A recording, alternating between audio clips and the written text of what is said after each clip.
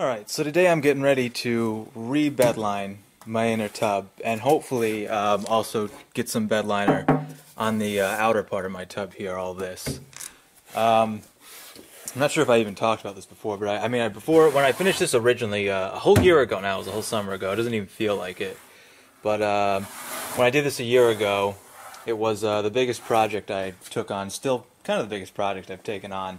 It was a lot of fun, and I think the payoff was good. But of course, with any project, you're gonna have mistakes, and I had a couple of mistakes here and there. And long story short, I didn't quite get all the coverage I wanted. I didn't quite get everything I wanted to get all done. Like you can see when you look close here, like you got a much darker spot right here, and then you got a lighter spot right here where I didn't quite get even. Not everything is perfect as I want, and then you got spots like up here near the console where, when the console was out, I couldn't quite tell how much the console covered, and I misjudged, so we're going to be fixing that. And the way I'm going to be fixing that is, what I did is I already bought another Raptor liner kit. I bought this actually a year ago because I was like, oh, I'll just buy another one immediately and just go ahead and hit it again. Well, that didn't happen, so I've had that. At least this one is black as opposed to the other one that I had ordered, which had ended up being tintable, and I didn't want tintable because I just wanted black, so I ended up just tinting it black, which was more or less a waste of money. Just the way things worked out. Like I said, you're gonna make mistakes, but I was able to fix the mistake for the most part because I still love the way it came out. And I wanted to right now give a review on how the bed liner is held up.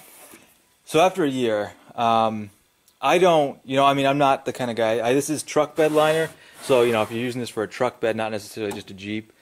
You might be throwing stuff in your truck bed. You might be throwing stuff in your Jeep even if you use it for that. You might be, it might be scruffing it up. And I've seen it if you do stuff like that, you're throwing wood, dirt, whatever you're throwing in here, you might end up getting some scruffs, more worn down than mine is. Mine is in very nice condition still. However, mine does have a couple places where it chipped. It is all the bed liners seem to list, like, oh, the toughest stuff won't chip, won't peel, and well, mine hasn't peeled. I have seen some that have peeled, but mine has not peeled anywhere. That's one thing I'll say about it. I like to think I did the prep work right, otherwise it would have peeled by now in a whole year's time. But nowhere did mine peel. But I do have wear and tear in high use areas. Like this is where I'm constantly taking my soft top off. I'm taking the soft top off, I'm taking the bar out, I'm putting the bar back in. So here and here, we got some wear. Right here you can see this is, I'm not sure if I had waited long enough before I started using this, but I at one point put some doors from a YJ in here, and you can see it kind of scruffed off right there on here, and it also hit really hard right here, and that kind of took that off. I've also since long gotten a few scratches just from putting a couple things in here, like anything, like a piece of pipe, a piece of metal, anything. I got a little bit of wear down here. You can see that's worn down. You can see I got a scratch right there. And this is just going to happen, you know what I mean? The best thing about the bed liner for me was anytime I got any amount of water or rain or anything in here, I didn't have to worry about it at all. This stuff just sits right on here. It won't go into the metal. It won't absorb it. It's very nice. And even getting a scratch here is not that bad because that's kind of what it's for. And it has held up very well. Places when I had my hardtop on, you can see the hardtop kind of moved a little bit here every now and again. And it's kind of worn down this a bit. So in spots like that, spots like my entryway over here, it's kind of hard to see here, but if you look real close, you can see it's started to get worn down. Like I said, I'm very careful with my things. I'm not rough with my stuff, so it hasn't worn down that much, but you can still tell there are places where it's kind of, and you can feel it more than you can even see it too. Like here, it feels really rugged and bumpy, and here it's very smooth. So you can tell there are some spots that have kind of worn down over time, but everything else has held up really good. Now there are some spots, I should probably grab a light for this, I don't know if you can see. I think I got a worse spot on the other side I'll show you, but I think this is rust coming up through. I'm not sure, but I think it is. Over on this other side here is where it really is. For the longest time I thought this was stuff coming out of my seat, like where you got the grease here. I thought it might have been that, but see you got all of this right here. And I am pretty sure this is rust. I'm pretty sure this is rust coming through. I say that for a couple of reasons, because I've had a couple other spots on my fender here where like right here, it's the same kind of situation, where it's like some kind of like goo almost, and I think it's rust coming through, because then it's rust underneath here.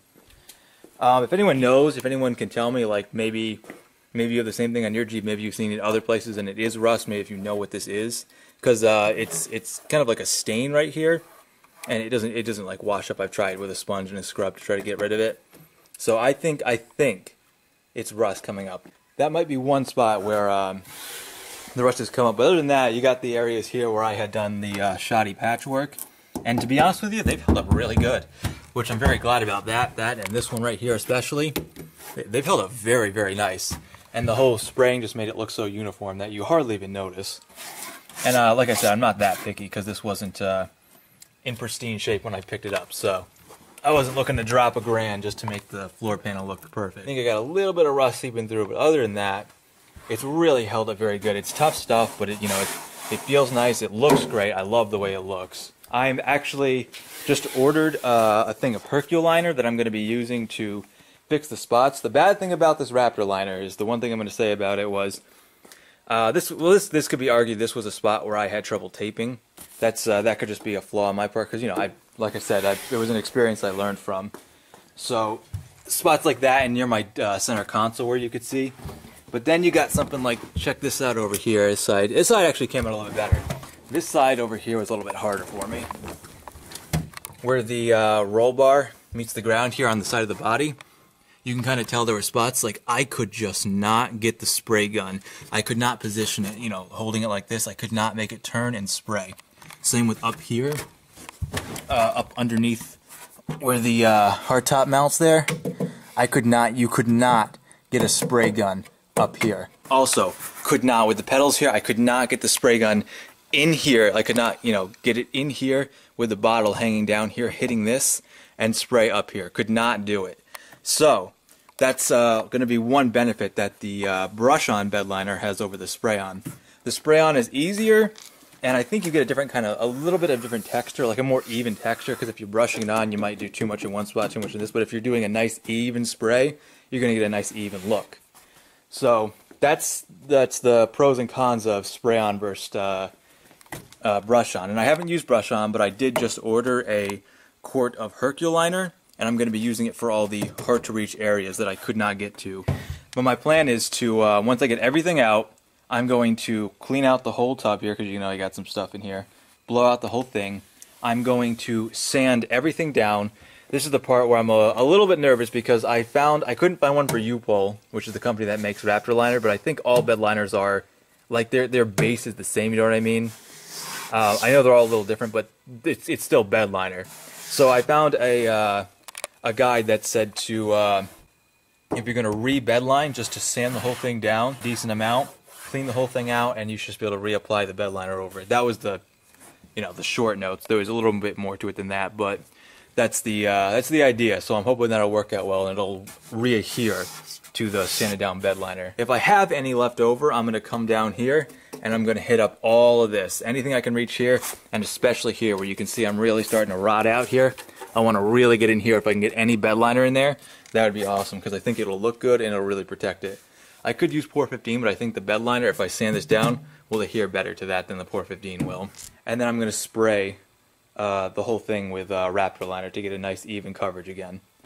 And hopefully it'll come out looking good, and I won't have to do this again anytime soon, because, like I said, even after a year, I don't really need to redo this. I want to redo it because I never quite finished getting the even coating I wanted and getting all the spots.